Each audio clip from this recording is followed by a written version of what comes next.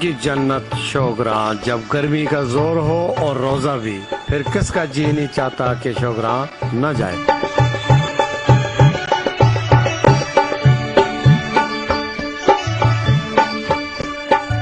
مجاہد عرفان نے لالا انور کے ساتھ مل کر یہ پروگرام ترتیب دیا کہ آخری افطار شوگراں کے پرفضا مقام پر کیا جائے۔ مانسہرہ سے راستہ بالاکوٹ کیوائی تقریباً 70 کلومیٹر، 2 گھنٹے سفر کے بعد ہمارا قافلہ پہنچا 3 گاڑیوں پر مشتمل شوگراں۔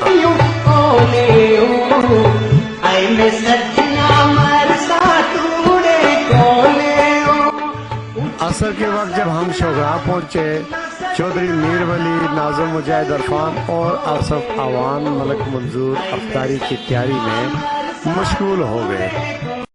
نوری محفل کھلے آسمان کے نیچے شوگراں میں افطاری کا ایک اپنا ہی لطف تھا جو الفاظوں میں شاید اظہار نہ کر سکے۔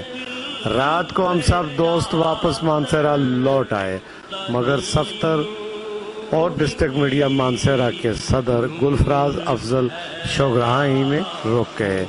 اس طرح آج کا ہمارا یہ سفر اپنے اختتام کو پہنچا۔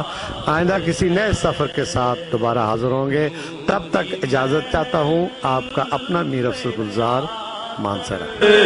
تنی نور کی نور پھیلا ہوا آج کی